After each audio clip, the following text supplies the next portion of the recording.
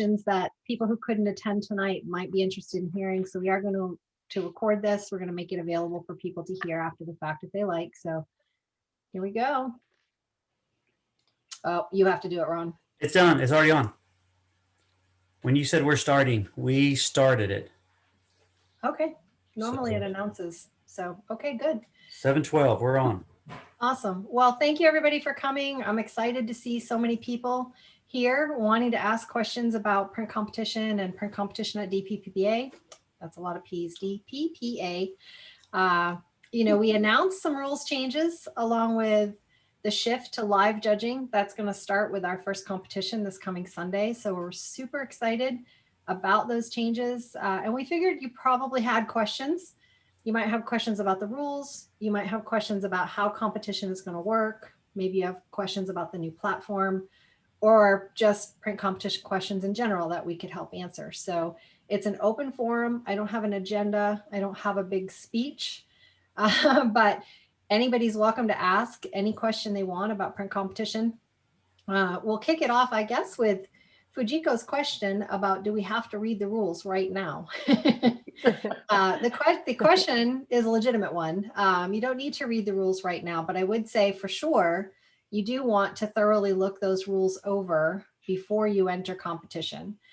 Even if you're very familiar with Dallas PPA competition, I would encourage you to review the rules because we have had some shifts in categories. Mm-hmm. We've realigned illustrative to match with what IPC does for illustrative. So instead of scenic, we now have illustrative landscape nature, and it's fully qualified to explain what belongs in that category and under what circumstances. We've renamed illustrative to illustrative commercial, and it reads fairly close to the way the IPC category reads. And the other really big change is that portraits has been split into two categories. We will now have portraits people, and we will have portraits animal. Yay! That's a good one. I thought it was a good one. That gets Don's snakes yes. out of my category. They were in portraits before, so yeah, they've been moved back and forth a couple of times, and as you all know, there were rules adjustments that were posted in December. We kind of springboarded off of those. We didn't disband them completely. We sort of took those and then expanded a little bit more. But I did feel that it was important to pet and animal photographers that were doing structured lighting in a studio with an animal that was under either the owner, the photographer, or the handler's control. Those really can qualify as a portrait, but we didn't want them to have to compete with people because it is a completely different skill set.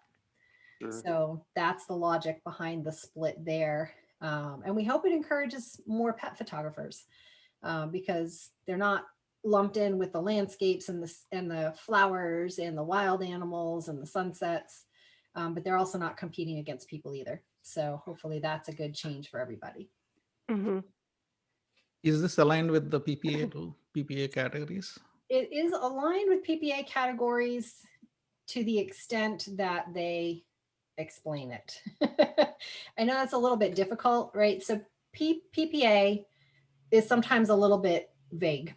And we wanted to make sure that as a teaching guild, we put rules in place that were explicit, that were not going to be confusing to people, and would hopefully align as best we could with PPA categories or PPA subcategories for grand imaging awards.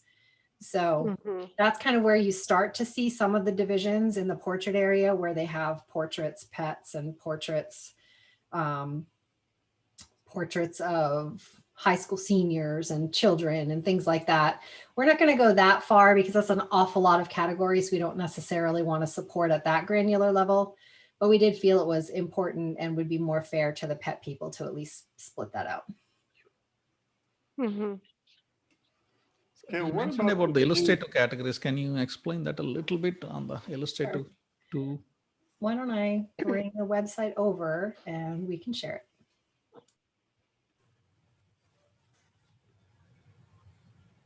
Okay. So this is the new competition rules. They are on the Dallas PPA website. You can find them under print competition and print competition rules. Everything we've changed is here. I don't necessarily want to step line by line through what's really been changed. There are material changes to the timing of competition, so we'll go over that. Obviously, we are accepting digital images, so we felt it was important to put a rule in there about what's the right sizing and guidelines for digital images.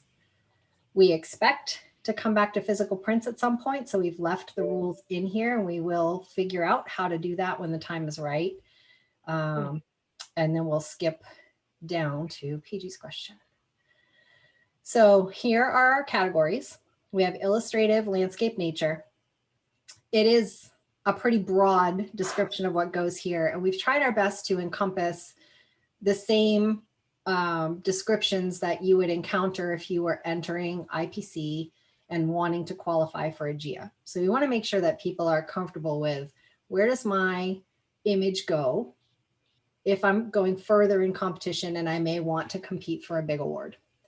So illustrative, landscape, nature is scenes or elements from nature where people are not the dominant feature. That could include natural landscapes, cityscapes, seascapes, sunsets with or without people. The key is that in these scenes, you might have people, but the image is really about the scene. That's the first part. Wild animals in an uncontrolled lighting environment, and any zoo animals should be here. So if you've gone out into the woods and you've shot a picture of a deer, or Jean is a great example, you like to shoot wildlife, that would go here because you don't have the animal under your control and you're probably not using structured lighting.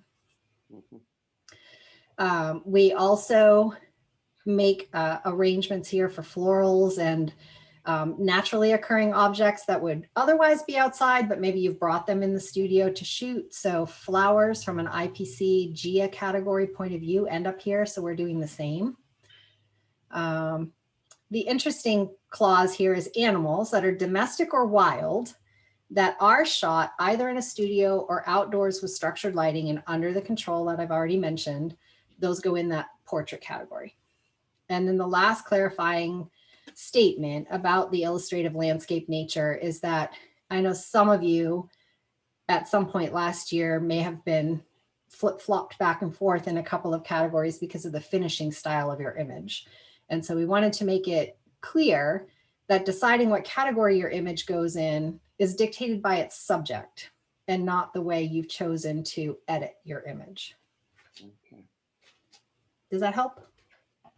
Yeah, so I guess one question on that last, if you're, say, adding clouds into an image, Okay. that's still considered in this, or that's not considered putting it into another category or something? It could. It could. So you're allowed to composite your own images for competition and stay in photographic open and not be forced to go to artist. The big catch that will either let you stay in your category or force you to something else is that if you shot the photo of the sky yourself and you're compositing in another image that you took yourself, it's completely fine to composite and enter it under the category of your main subject. Okay. If you are going to composite in your example, a sky that you have a legitimate usage license for, then you could enter that in Creative Open. Okay. Okay, Mhm. it's a good question. It's confusing.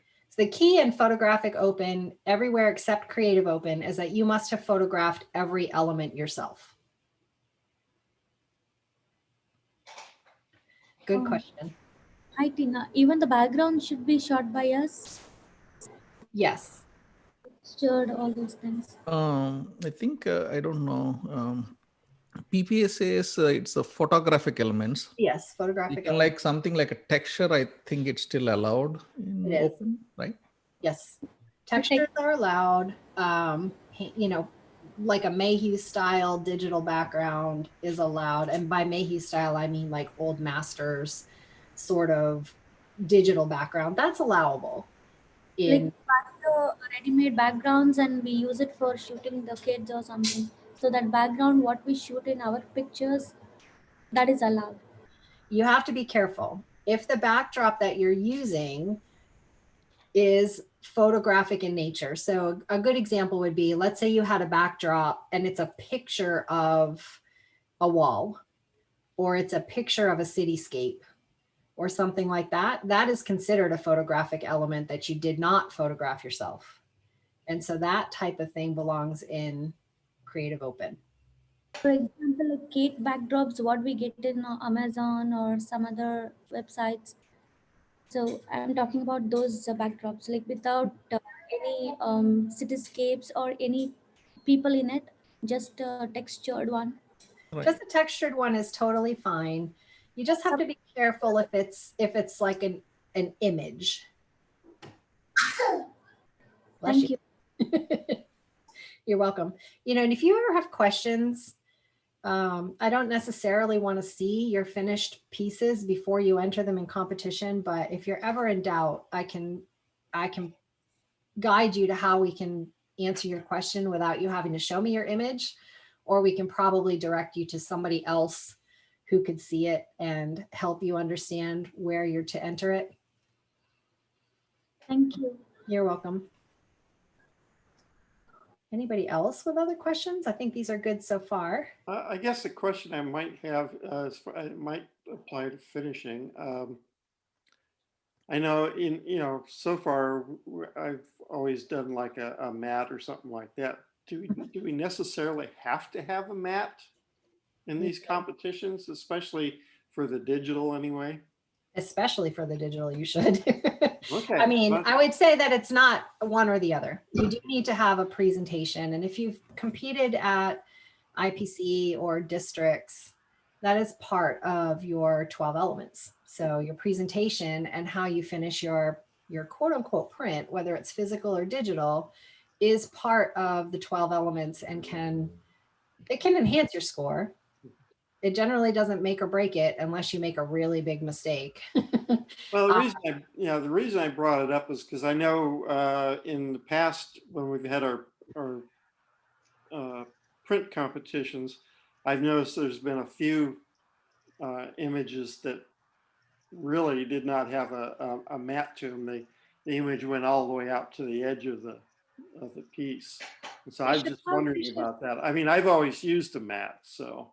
Yeah, they should have a digital presentation. Now, that can be somewhat of a subjective definition. And suppose maybe somebody wants a full bleed image and all they put is a little key line an inch or so inside. You could argue that that's a digital presentation and maybe that's suited for that image. I wouldn't do a full bleed image with no presentation at all. I think that generally doesn't help your image, right? Yeah, So just wondering, yeah. Yeah. Okay, thank you. So it's not a rule, Gene. It's not a rule, but it will help your image. Right. Sure, that does, yeah. I have a question, Tina. Sure, Vicky. It's Vicky Leonardo from the Austin PPA. Where does macro photography fit in? If it's like, maybe it's a nature image, but it could be of some product type photography that's at a macro level. Probably commercial, illustrative commercial. I think that the key would be if you photographed a macro, there's no category for macro. So you have to then take a look at the subject and how that subject is presented in the final image. If it is probably more on the side of an abstract because you've come so close into your subject, that may be considered photographic art and would go into illustrative commercial. If we can tell it's an ultra macro of a bug, it probably should go in landscape nature. Yeah, I can see that for flowers and bugs and that kind of thing, but for inanimate objects, pieces of metal or screws, nuts and bolts, Commercial. That would be commercial. Yeah, illustrative commercial. Even though you're not selling it, it's not a client product. It's not necessarily a client thing. It's more of like an artistic thing. Correct. Exactly. Yep. But it would still go in commercial. Correct. Mm-hmm. Okay, thank you. You're welcome. Good question so far. Yeah. In the rules, I don't see anything about viewing conditions. About what? Viewing conditions. For the judges? Yeah, well, you're gonna have to know what how the judges are viewing, so you can have your monitor set the same way. Right. It doesn't belong in the rules. It belongs in our judging PMP. Okay, yeah, And- because for PPA, they do have it as part of the rules. We can consider it, but rest assured, we are aware what the PPA viewing guidelines are and what the calibration should be for a monitor for judging prints and digital images accurately. And so we're working with all of our judges to make sure that they are working on monitors that are calibrated to that standard. Oh, I'm sure the judges are. I just want to make sure that everybody submitting is calibrated to the same thing. That's a good point. That's a good You'd hate to point. have somebody submit something that when the judges see it, it all looks blue. Yeah, Yeah, fair point. that's a good So, point. Ron, why don't we take that as a note that, that's probably a worthwhile addition. It doesn't materially impact anything about competition, but it will help people. So we should talk about that in the next board meeting. Because it also might look especially dark or especially blown out if they have their intensity adjusted wrong. Yeah, you're right. You're absolutely right. Yeah. And in the meantime, might be we can make a post in the Facebook group, Dallas PPA Facebook group, so people know like what should be the conditions before we make the update. I can do that. Yeah. That If could one be of you really fine good. people will not allow me to forget. No, I've got it written down. I'm taking notes. Okay. On that same topic, if there was a way, I guess I'm not familiar with anything except calibrating a monitor, but you're talking really about how bright your monitor is for a lot of that. And I'm kind of looking for a rule of thumb to get into the right ballpark on how bright my monitor's set. I can get that to you. It's fairly 120 candelas. Yeah, it's fairly I standard. don't have anything that measures 120 candelas for my monitor. If you got a calibrating system, that'll do it for you. A color monkey or Yeah. something from Data Color. Okay, I've got an extra, yeah. Yeah, that should do it for you. The X-Rite i1 display or the i1 Studio should work. Yeah, I used the i1 display and it works pretty nice. Yeah. I guess I skipped that when I did it. Yeah. I see a monitor calibration member to member coming up. Hey! Maybe that's our next Zoom. Teach people how to calibrate their monitors. Yeah. Good idea. I'll help on that. Okay, now I have to say, it sounds like how is this new submitting system doing? I mean, I loaded that website up, but I'm not quite sure what we're doing here. Okay, you want me to bring it up and show people? Sure. I can do that. So we're going to submit our images to this website under the DPPA, I assume. Yeah. Okay, now does that allow anybody and everybody that has that website see the images or? Yes, it does. Okay. In the spirit of full disclosure, yes, it does. Okay. Let me share. Okay, I'm gonna have to move your faces onto the other screen so I can see. So this is the website, printcompetition.com. You do need to have at least a standard membership in order to enter DPPA. So when you log in as yourself, you'll see your premium member information. You can set your alert settings for any event that you're participating in to get texts or emails when your image is coming up and when your image gets a score. Now it's email only. I think if you're a standard member, the text option comes in when you're a premium member. You can tell us if you're a PPA member, if you're a CPP, if you've got your masters or craftsman. That helps us know who you are in terms of what other things you might be qualified for. So those are kind of important in terms of awards. So don't overlook that. And then so what you do is you select your association. So DPPA is over here. And this tells you that the next upcoming event for DPPA is January 10th. So when you click that, it brings up this lower part of the screen. You want to come down to, are you a member of DPPA? This will allow you to say I'm an active member, I'm a life member, or I'm aspiring. The word no is here, but just know that you have to be a member of DPPA to qualify for competition. So if you're not a member, you would not be qualified to enter. So you pick your membership level. Please tell me if this is your first year entering DPPA print competition, and you want to do that every time you enter throughout your first competition year. So it's not my first year. I've been around enough times that I don't get to say that anymore. It is $7 per case, just like it always has been on DPPA. You can enter one photographic open and you can enter one artist division, just the same as it always was. It's a bit on the honor system. The system of registration here is not going to enforce that you've only done one and one, but please don't enter two of one kind, because I will have to call you and kick one out. Okay, so we would pay our $7 fee for the print competition here and not when we register for the meeting. Yes. Now, there are a handful of people, and I think at least a couple of you are on this call now, that already said you wanted to pay for print competition when you registered for the meeting. Those of you who did that should have gotten an email from me telling you what to do. Everybody else, if you haven't registered yet, the Dallas PPA meeting event registration no longer allows you to pay for case fees. So it's a special scenario today for January, but in February, that'll be all straightened out and you'll pay your case fee after you upload your images right here. Okay. Okay. So all you do is you say, create a new image entry, and it's going to ask you what your image title is. So title your image much like you always used to at DPPA. You have the choice of any of the categories that are valid for DPPA. So let's say I want to do an artist entry. It's only digital right now. You don't have to worry about critique this image. I'm not sure why he built me these buttons, to be honest.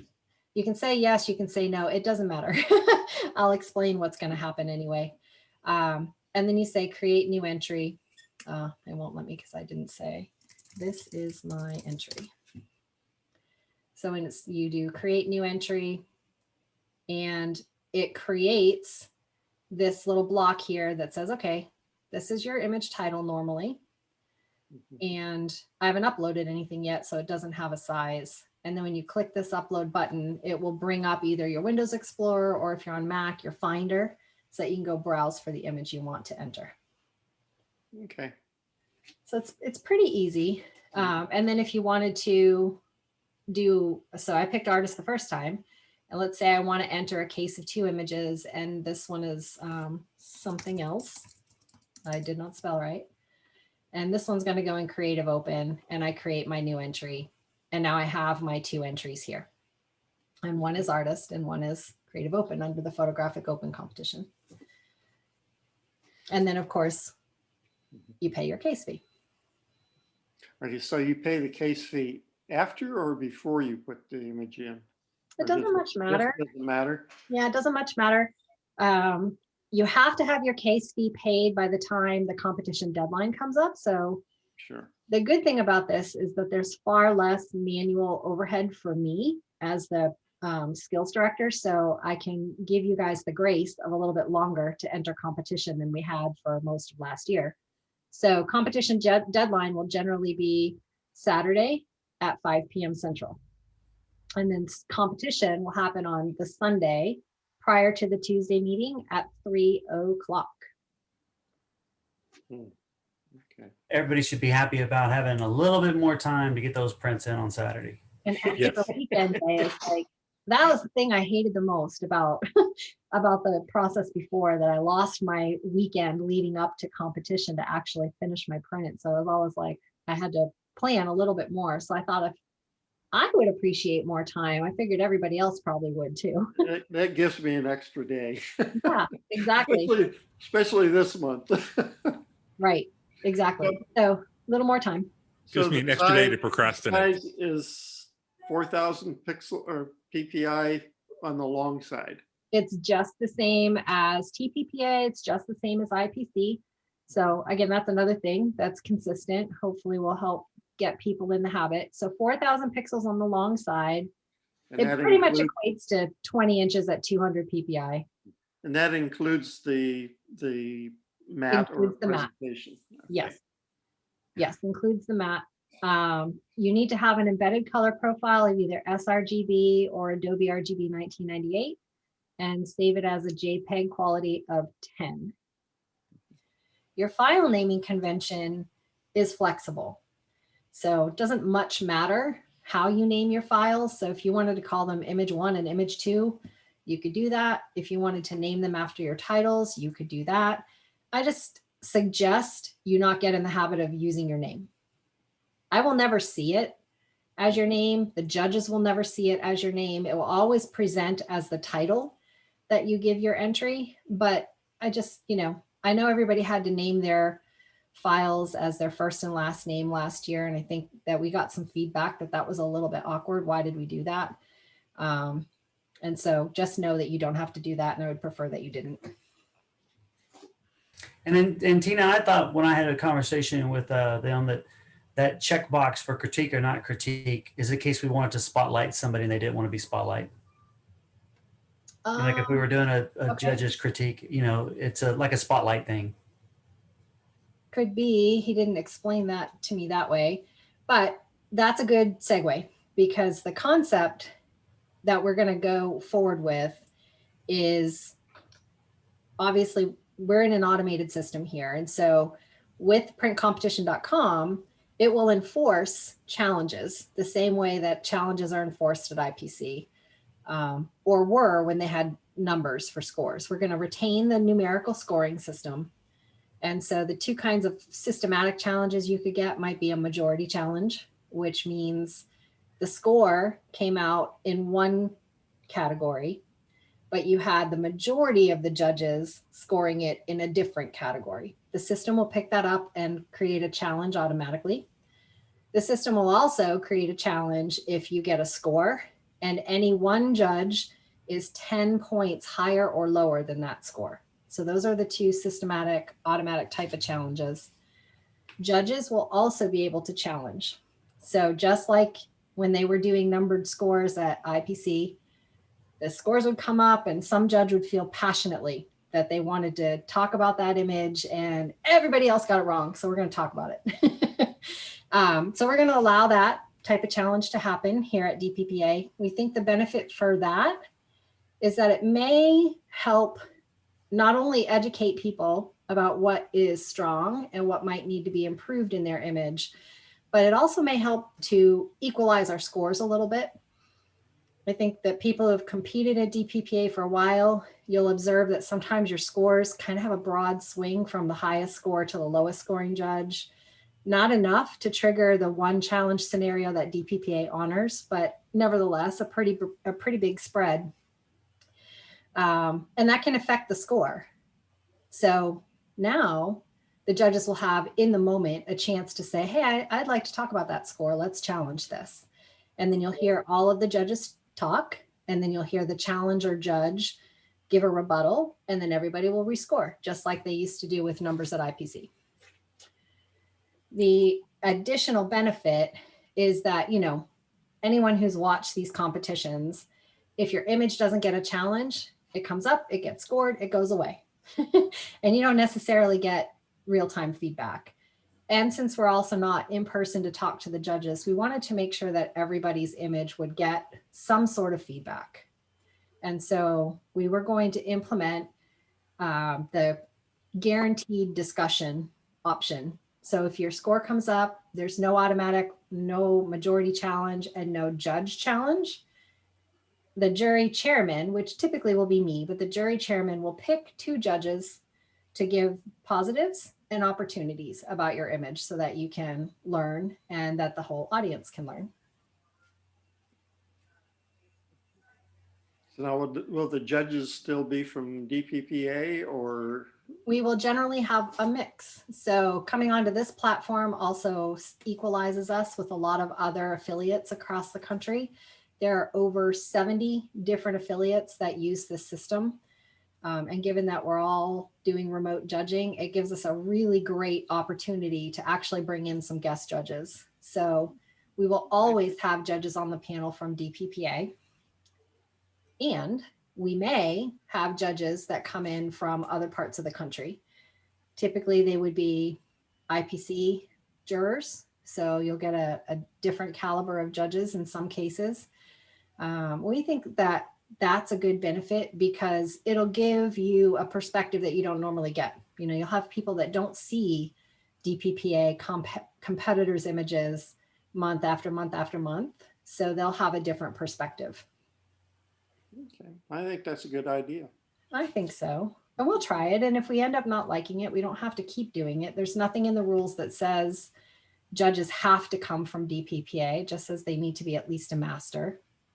And absent having enough masters to judge, we would go to craftsmen. And then if we didn't have enough craftsmen, we would find other people reasonably qualified. So this expands our pool a little bit, brings in some fresh, some fresh feedback, and gives our judges too maybe an opportunity to judge somewhere else, because we're going to treat it like a judge trade, if you will. Okay. So what do y'all think? Everybody excited? Sounds interesting. Definitely.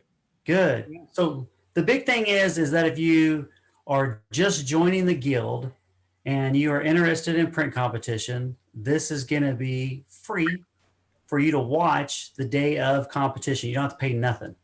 You get to watch it and see it. If you want to enter, you've got to pay. And if you want to get the recordings and the feedback and the archive of things in the past, then you pay a little bit more.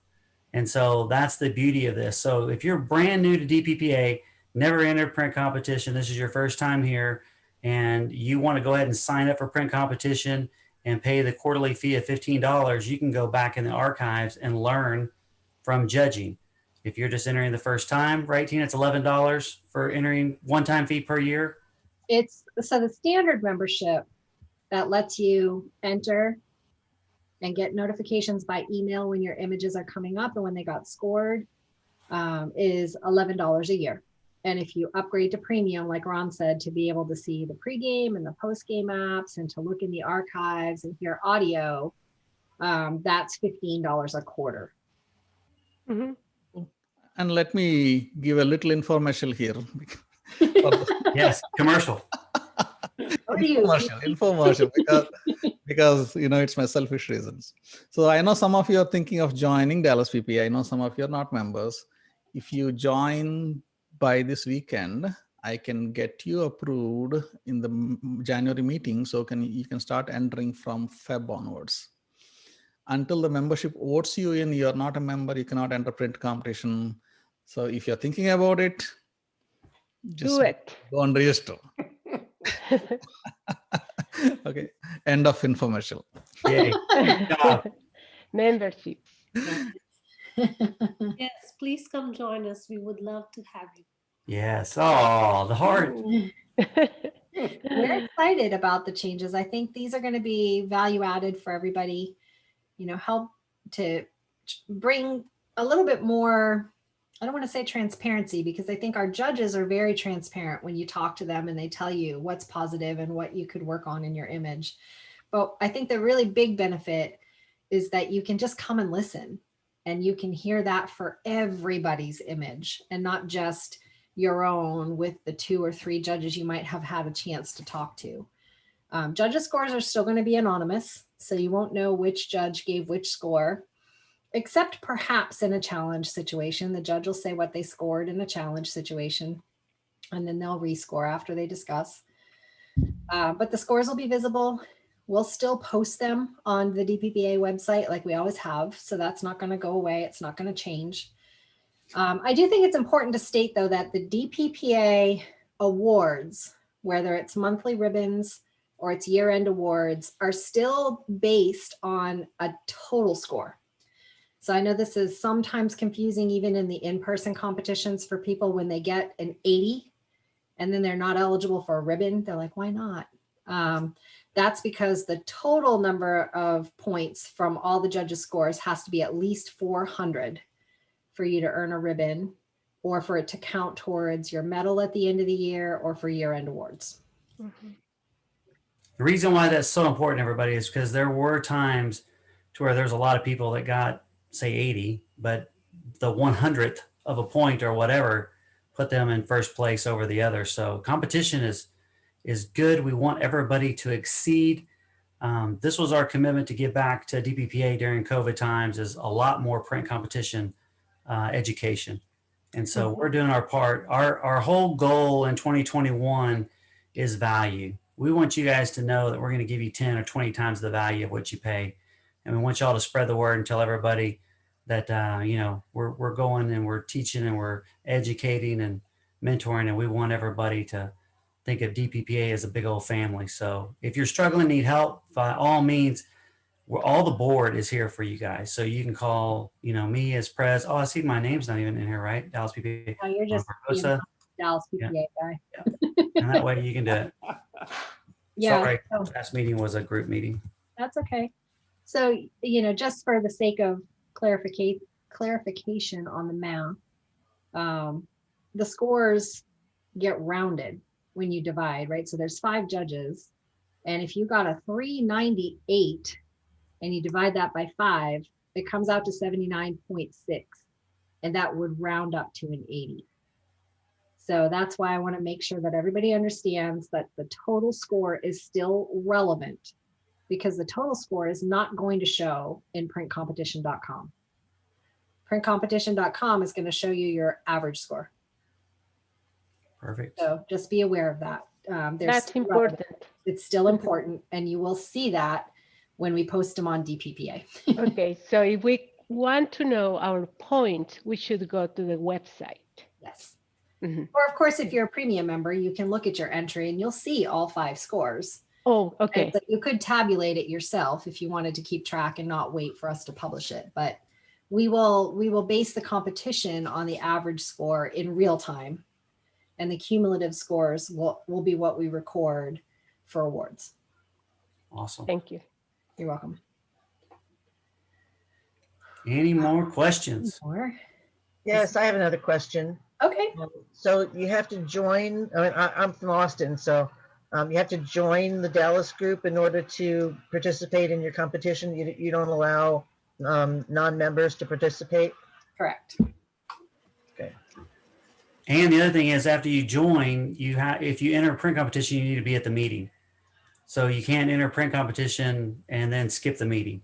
Right. Because we award everything during the meeting. So you have to be present to win. You have to be present. That Okay. is the rules. Yeah. We have a similar rule to that, but we allow people from other guilds to participate in the competition. They can't win any of the prizes, but they can get a critique and get a score if they want to pay extra for a critique. But it gives people a chance to try out their images and get a score in another group. So We talked about that option. Yeah. We feel right now we just want to launch it with the eligibility requirements that DPPA has always had. Make sure that we're comfortable with how the process works, because if we start opening it to non-members, the potential for it to get big is real.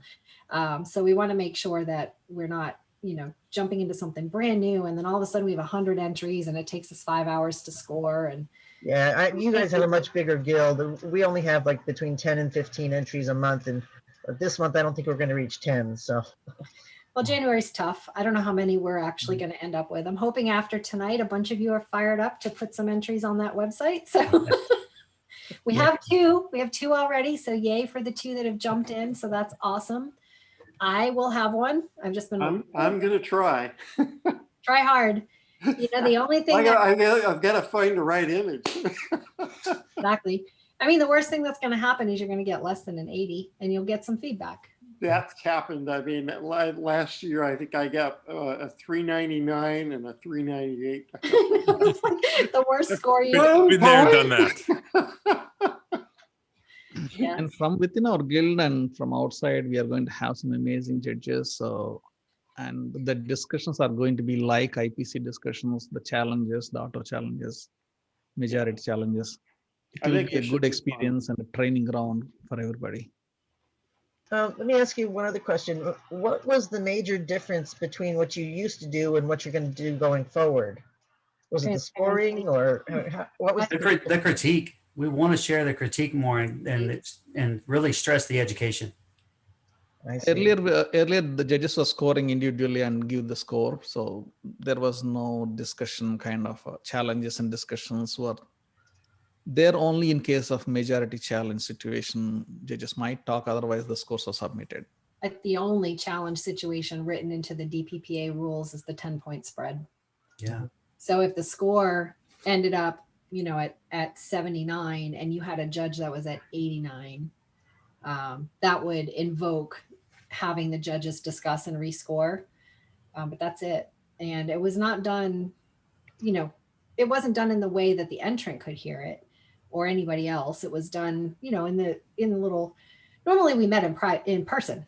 And so they would just talk right there in front of the physical prints that were on the wall. And of course, when we couldn't meet in person anymore, we didn't want to not have competition. So I think that last year's board did a good job to say, well, we still want to have competition. How can we make it happen? And honestly, we all thought it was temporary. And so I think they put together a system that worked and it got the job done. But it's clear that it's not exactly temporary. And sometimes the pandemic prompted adaptations are valuable. And so IPC offers digital entries. Why shouldn't we offer digital entries? The printcompetition.com platform supports digital and physical entries. So when it's the right time and it's safe and we've worked out the logistics, we can continue to offer digital entries and bring back physical prints for those who want it. We believe in the art of the print, and that knowing how to print, being good at it is important. That's not me. It's not me either. But every time I try to talk, it happens. That's okay. I hit the mute button as quick as I could. Thank you. Anyway, we believe in the art of the print and we want to bring that back when it makes sense. And so we're happy that the platform that we're on now will still let us do that. It'll be a logistical, what do we do? We'll have to figure it out, but we have every intention of making sure that that option is available. I think we're going to try to find a way to bring it back as well, because we've gone all digital. I think this is about third or fourth year that we've gone all digital. So. Oh, nice. Okay. Thank you. You're welcome. You bet. Thanks for being here too. And Sharon, I love it. Just tell us anything you've learned too about y'all's guild if you want to. Yeah. I have a question from Lucy in the chat, which is a very good question. So why do we have to use Adobe RGB 98 or sRGB and cannot use ProPhoto RGB on print competition? So the gist of it really boils down to how they display on web type devices, right? So we are doing this remotely.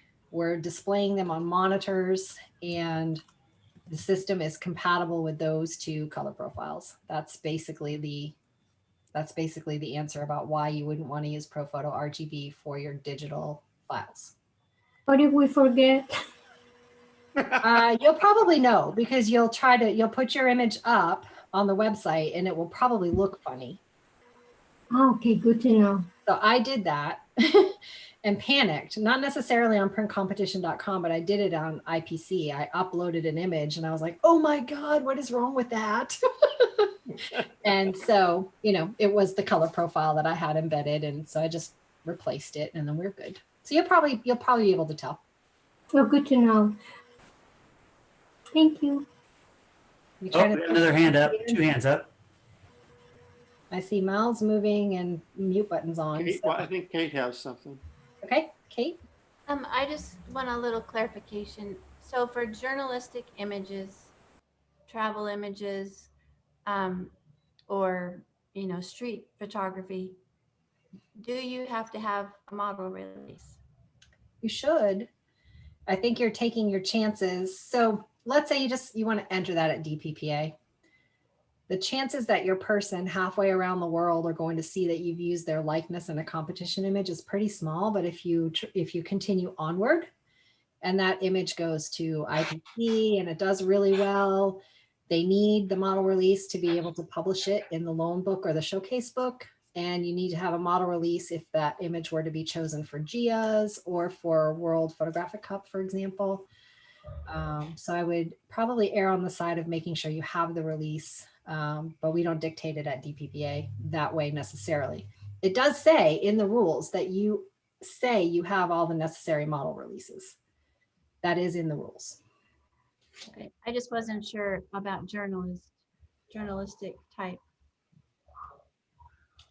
Yeah, I think, there are some different rules around photojournalism and whether the people are clearly identifiable or not. And I do think you want to be very careful about that. One more hand up. What I tried to say while muted is there are no physical devices that I'm aware of that can print or display ProPhoto profiles. Right. I Exactly. have, Go ahead, you're fine. suppose if we start entering the print from Dallas and we move out of USA, still we have an access to enter the prints over here. For now, as long as you stay a member. Yes. Yes, that's wonderful. This year, yes. As long as you remember. You're not allowed to move away, Arpita. I don't know why you're even asking. I know. What is up with this? We need to have a conversation later. And another question is like, I have read the condition saying we have to match the digital print and the physical print. Like, Yes. suppose we enter now the digital, how I'm matching in sense, I really could not relate both of them. So for the immediate, you don't really have to worry because we're not taking physical prints anyway. But that really means you get one, and I will show you. I have a bunch of stuff sitting here. So most people have, you know what? Not this one. Let me just pick something that I'm not going to enter anywhere ever again. So I'm going to turn my digital background off so you can actually see this. So I don't think you'll see anything messy, but there's probably a cat back there. Scooter. Yeah, he's back there. Yeah, there he is right there. So this is my physical print entry. So if I step back, it's a physically printed image. It's got a mat. If I bring it close, you can see it's a double beveled mat. Hopefully you can see that. And when I enter this at IPC or wherever I enter it, I'm going to send this physical thing in, but the system requires a digital file so that it can be displayed to the judges so that you can see it live and those sorts of things. So you have to recreate this physical mat digitally and present your image with a quote unquote matching file. It's not going to obviously be completely exact because this is a physical cut mat and I'm going to try to recreate it with bevels and things like that in Photoshop. But you can buy mats digitally. It's not that hard to make them. Might be another good mentor session to teach people how to make digital mats. Yep. So that's a good idea. It's been due a long time, yes. Yeah. Okay, So so Tina, if you end up in one of the collection books, they're going to use that digital image in the collection book, or to send you your form back that shows that you've merited or you've hit loan collection or whatever. You've all seen those, I assume. Yes. But Arpita, if you need help, just chime in. I mean, there's a bunch of us that know how to do that. And if you've not done it before and you need some help, just ask. Okay, so for the person that's never done it before, I know it's going to be asked, and that is, here's my print, it's perfect, and I'm going to get my camera and take a picture of my print and send that file. That's acceptable. That is acceptable. Oh, really? You want to be it is acceptable because it would be an exact digital recreation. You may do that if you have a complex mat, if you've done something very interesting, like you've put filials or you've put decollage, or I did one where I had it sort of like layered and I had textures and I painted the inside of the bevels. I was able to recreate that one digitally, but it may have been more effective to show the depth and have it as a photograph. You have to be careful that you don't skew your print. You don't tilt it up and down. You don't go side to side. You don't want glare and reflections on it. you absolutely can do that. I would just make sure you understand exactly what you're doing and you're not affecting your image when you do that. You're muted, PG. He's talking to family. Yeah, he might not be talking to us. We're used to this. Anybody with any other questions? These have been great. Oh, can you end the meeting, not whenever you're ready, but let's end it with a picture of the website, just in case people are looking, and that way Okay. online they can see that and know exactly where to log in and everything. Which website? Dallas PPA or No, printcompetition.com? Yeah. Okay. So this is printcompetition.com. I'm going to delete my entries here. I'm going to also share it in the chat section, Sounds good. all the resources. So a couple of last little public service announcements about, the fact that we've now broken the linkage between meeting registration and competition. Please make sure that you pay both your meeting registration and your case fee, because both of them have to be done for your entry to be valid. So I do have to check that manually. They don't tie together, but I will be making sure that case fees are paid, and I will cross-reference that with meeting registrations to make sure you've paid for your meeting registrations as well. Great. Thank you, Tina.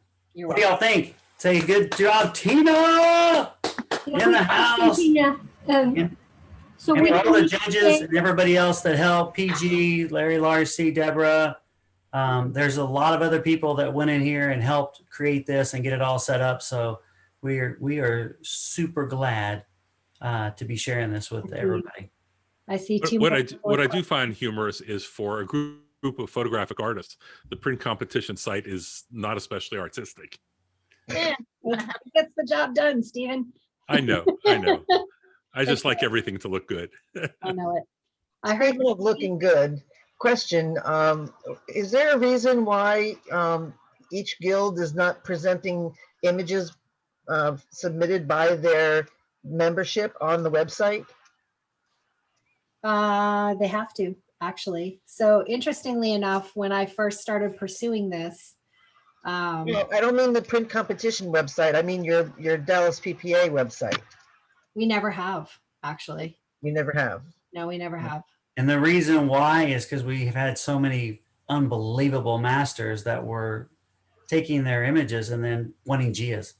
I mean, they really, really didn't want to share their stuff.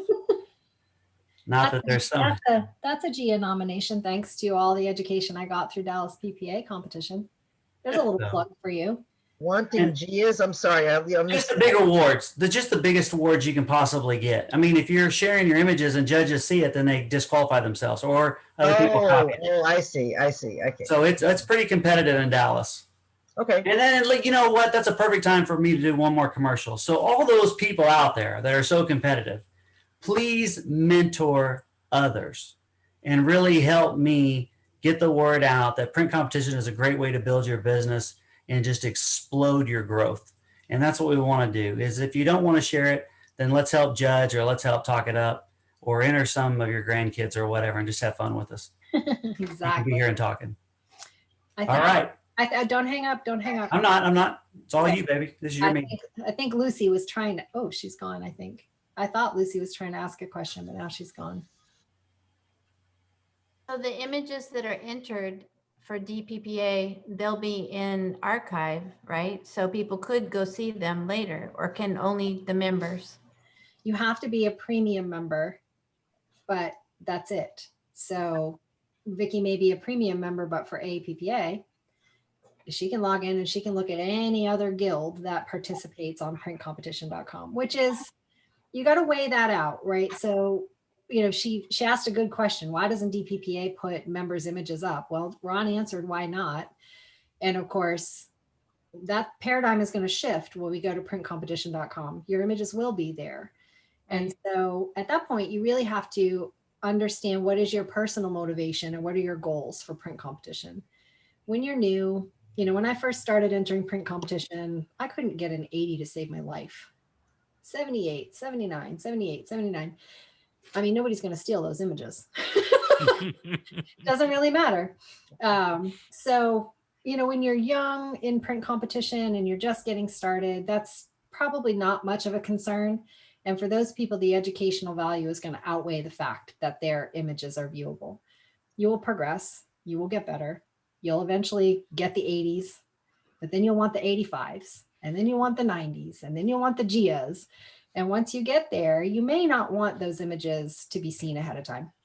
So we completely respect the fact that for some competitors that may be awkward, and you may have to make a personal decision about, do you enter one track of images in DPPA just to stay competitive? And do you keep your most highly competitive images a little quieter when it comes time to the big competitions? That's a personal decision. And so you've really got to think about, what do you believe you're going to get out of competing in DPPA? What do you want to do? Are your goals to win awards? Are your goals to grow? Do you just want to be better than you were last year? Then think about those things and decide if having your images searchable is truly a problem. Okay, one more last commercial, because this is the perfect time for it. So everybody knows about plagiarism and copywriting, right? So the big thing is that we all, every one of us, have been inspired by a great image, and it's really hit our heart and it's hit us, and we wanted to recreate something. Just change it up and make it your own. Don't copy somebody, because it could go really public, really nasty, everything, and we don't ever want that with anybody in our guild. So just know that if you see something you like, you know, if it's a girl, use a guy. If it's, you know, change the image totally up and make it your own. Just be inspired, but don't copy. Yep. There is a rule in the DPPA rules now regarding plagiarism and potential repercussions, because we wanted to be completely clear that it's not really something we want to support or condone. But inspiration is everywhere. You know? Picasso said that good artists borrow, great artists steal. And not in DPPA. Oh, that's why Picasso isn't a member. Exactly. Any last questions? This has been really good, guys. If I were Picasso, I could take that crushing rejection. Nice. Is everybody satisfied that they've got their burning questions answered? I think for now. Yeah, I think so. Right. Awesome. Well, thanks. Thank you very much. Thank you very for much. joining us. Thank you, Tina, for Good doing to this. chat with you guys, and I hope to have a bunch of you enter on by 5 o'clock on Saturday. Yep. And join us for live competition on Sunday. Yep. And then our guild meeting every second Tuesday. Yep. All right. Thank you, everybody. Awesome. Thank you, guys. Thank you. Bye-bye. Thank you. Great job, Tina. Thank you, Harini, for doing all of that, keeping everybody logged in and stuff. That was awesome. PG's already off. Thank you, PG. No, he's back. He's there, but not there. Yeah. He's got food. All right. We love everybody. Good night. Good night. Oh, he's back. PG. Hey, thanks for buying everybody hamburgers on Sunday. We appreciate you stepping up for that. We took a vote. Just kidding. He has no idea what we're talking about. Just messing with you. So confused. He's just so pretty. Look at his eyes just sparkling with that light. Good. All right, gotta go. All right. See Good you, night. everybody. Bye. Good night.